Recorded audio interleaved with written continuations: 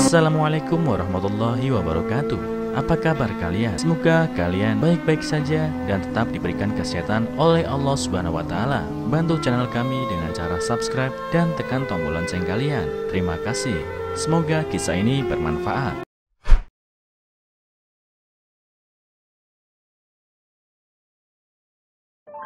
Assalamualaikum warahmatullahi wabarakatuh. Jumpa lagi di channel kesayangan kalian, Kisah Nyata Asal Trending. Semoga penonton semua senantiasa diberikan nikmat sehat yang berlimpah oleh Allah Subhanahu wa Ta'ala. Amin amin ya robbal alamin. Sebelum kita mulai ceritanya, jangan lupa like dan subscribe channel ini agar kami lebih semangat dalam menyajikan kisah-kisah lainnya. Di sebuah kota kecil yang tenang, Sari merasa hidupnya penuh dengan ketidakpastian. Dia adalah wanita berusia 25 tahun dengan penampilan yang menarik, namun di balik kecantikannya terdapat kegelisahan yang mendalam. Suaminya, Arif, adalah pria tampan dan karismatik yang banyak dikagumi oleh wanita-wanita di sekitarnya. Sari tahu betul betapa banyaknya wanita yang melirik suaminya. Meskipun Arif selalu menunjukkan cintanya kepadanya, Sari merasa khawatir karena belum bisa memberikan anak sebagai tanda kebahagiaan mereka. Suatu malam saat Sari sedang duduk sendirian di ruang tamu sambil memandang foto-foto pernikahannya dengan Arif, pikirannya penuh dengan kegelisahan. Dia sering mendengar bisikan dari teman-teman dan saudara perempuannya tentang betapa pentingnya menjaga penampilan agar suami tidak berpaling. Kebutuhan untuk menjaga hubungan pernikahan yang harmonis semakin membebani pikirannya. Ketika dia mendengar kabar tentang susuk dari seorang wanita tua di desa Pahang, Sari merasa tertarik sekaligus tertekan. Wanita tua itu bercerita tentang susuk, sebuah praktik kuno yang katanya bisa membuat seseorang tampak lebih awet muda dan menarik. Meskipun wanita itu mengaku bahwa susuk tidak sesuai dengan ajaran agama, dia menggambarkan betapa besar pengaruh positifnya pada penampilan seseorang. Dalam hati, Sari merasa terpecah antara keyakinannya dan keinginan untuk menjaga suaminya tetap setia. Sari tahu bahwa menggunakan susuk bukanlah hal yang dianjurkan dalam agamanya. Namun ketakutannya akan kehilangan Arif membuatnya merasa terdesak untuk mencari jalan lain. Setelah beberapa malam berpikir dan merenung, dia akhirnya memutuskan untuk mengikuti saran wanita tua itu. Pada hari yang telah ditentukan, Sari pergi ke seorang dukun yang terkenal dengan praktik susuknya. Dia merasa campur aduk antara rasa takut dan keinginan yang kuat. Dukun tersebut menjelaskan proses pemasangan susuk dan efek sampingnya.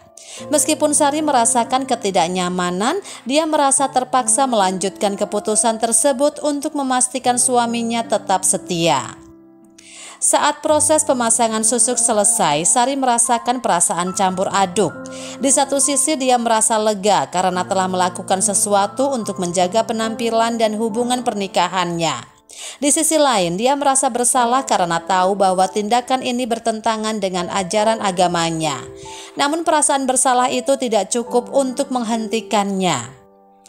Tahun-tahun berlalu dan Sari merasa semakin nyaman dengan penampilannya yang awet muda berkat susuk. Pada usia 30-an, dia sudah memiliki 3 anak yang sehat dan aktif. Meskipun demikian, dia sering merasa tertekan dan tidak puas. Setiap kali melihat wajahnya di cermin, dia merasa terjebak dalam sebuah kebohongan yang harus dia pertahankan. Sari berusaha keras untuk menyembunyikan rahasianya dari suaminya dan orang-orang di sekelilingnya. Arif, meskipun terlihat setia dan penuh kasih, tidak pernah menyadari apa yang dilakukan istrinya. Sari merasa bersyukur karena suaminya tidak pernah menanyakan perubahan penampilannya yang mencolok. Namun rasa bersalah dan ketegangan tetap menghantuinya. Dia sering merasa tertekan saat melihat teman-teman yang lebih tua dari dirinya tetapi tidak memiliki masalah yang sama. Suatu hari, Lina, sahabat dekat Sari, datang berkunjung. Lina segera merasakan adanya sesuatu yang tidak beres dari Sari. "Sari, kau tampak sangat lelah. Apakah ada yang mengganggu pikiranmu?" tanya Lina dengan nada khawatir. Sari memaksakan tersenyum dan mencoba menyembunyikan kegalauannya.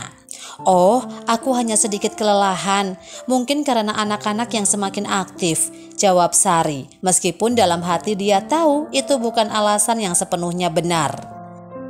Lina tidak sepenuhnya yakin dengan jawaban Sari, tetapi menghormati keputusan sahabatnya untuk menjaga privasinya. Dia terus mengunjungi Sari secara rutin, berusaha memberikan dukungan moral dan menghibur sahabatnya dengan cerita-cerita ringan dan kebersamaan. Namun Sari merasa semakin tertekan seiring berjalannya waktu.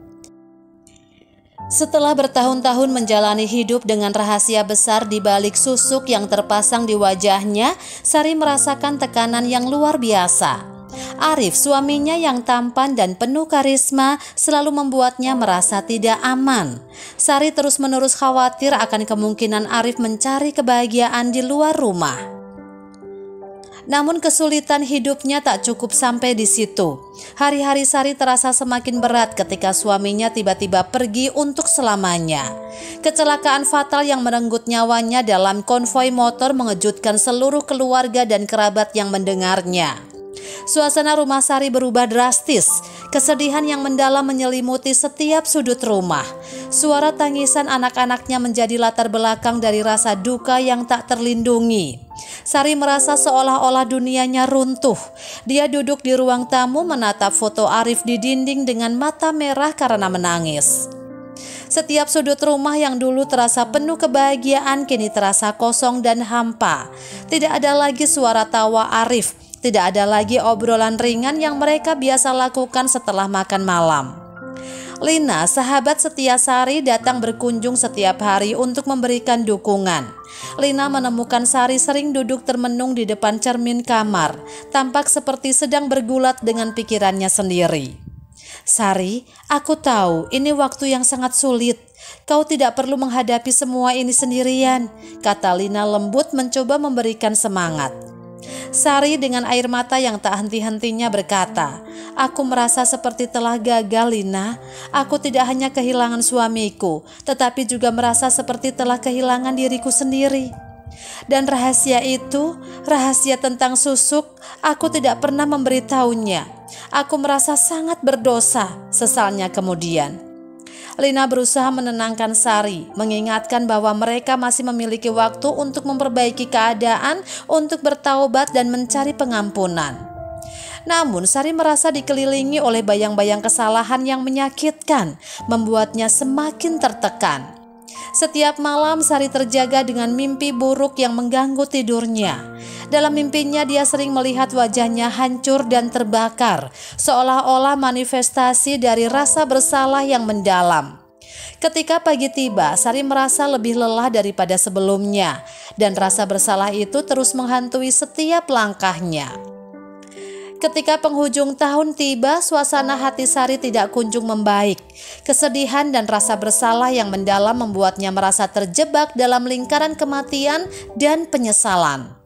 Telepon yang datang pada pagi hari sekitar pukul 6.30 waktu Indonesia Barat membuat Lina terjaga dari tidurnya. Suara Sari di ujung telepon terdengar sangat berbeda, penuh dengan kegelisahan dan kepanikan. "Lina, aku sering mimpi buruk. Dalam mimpi-mimpiku wajahku hancur dan terbakar. Aku merasa seperti sedang dihantui oleh dosa-dosaku," ujar Sari dengan suara bergetar. Lina merasa sangat prihatin dan langsung menawarkan bantuannya. "Sari, kita harus melakukan sesuatu. Kau tidak bisa terus-menerus hidup dalam ketakutan ini. Aku akan membantu mencarikan solusi untuk masalahmu," kata Lina dengan penuh tekad. Setelah perbincangan panjang, Lina mulai mencari perawat Islam yang bisa membantu Sari melepaskan susuknya. Dia menghubungi beberapa kenalan dan mencari informasi dari berbagai sumber.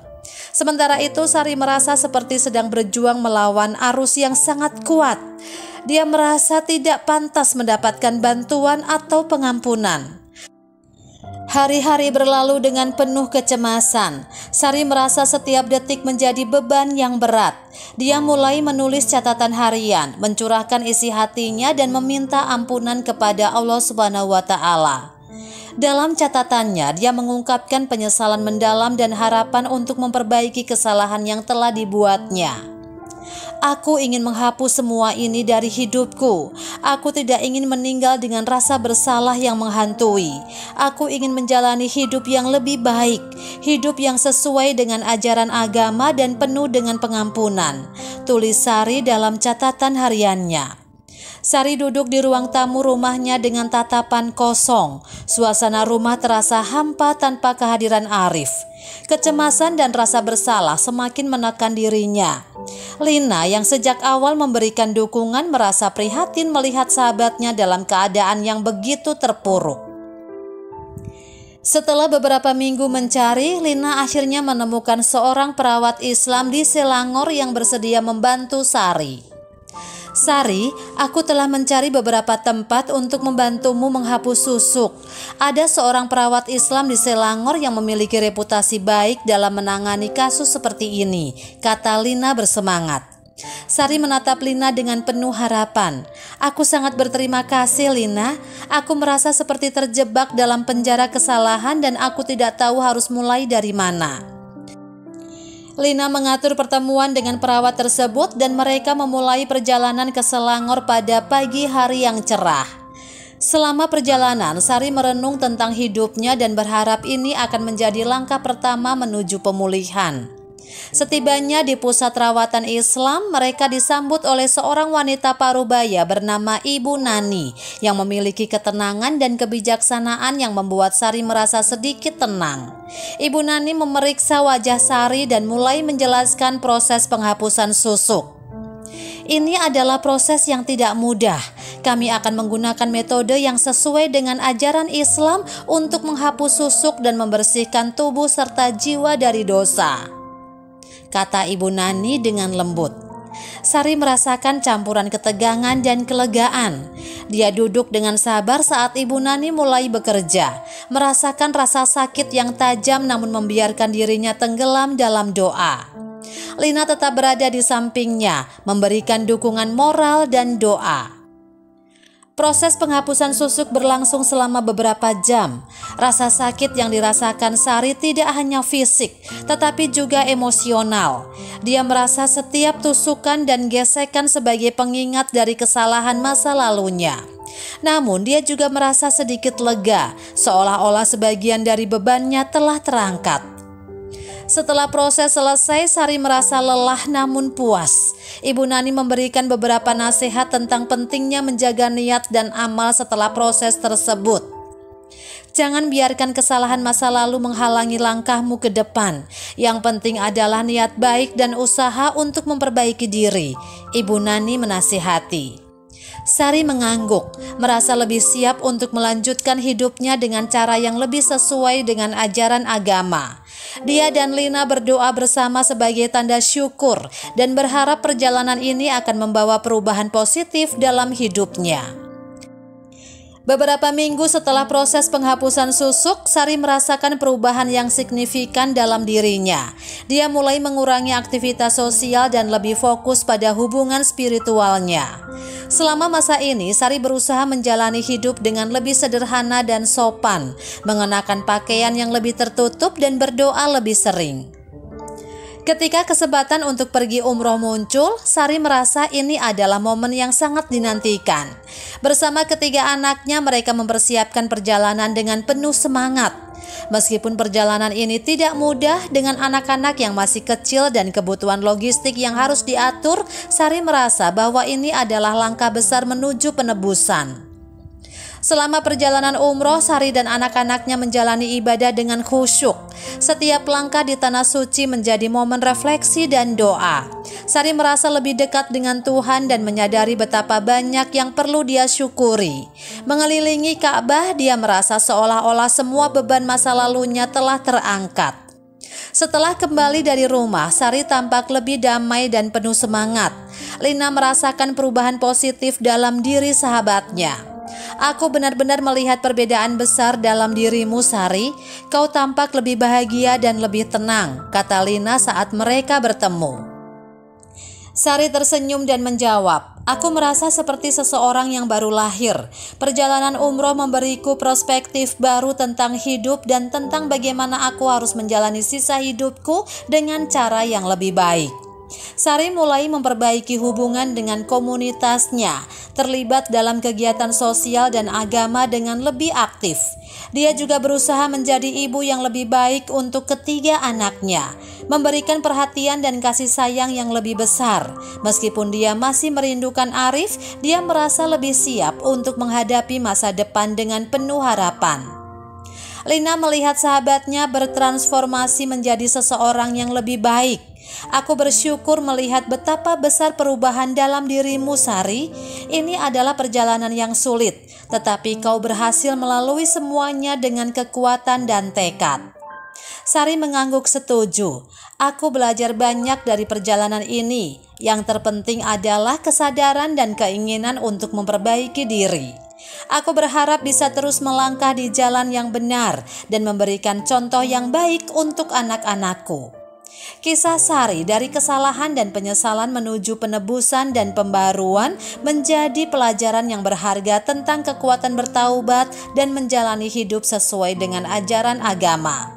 Melalui dukungan sahabatnya dan perjalanan spiritual yang mendalam, Sari akhirnya menemukan kedamaian dan kebahagiaan yang sejati.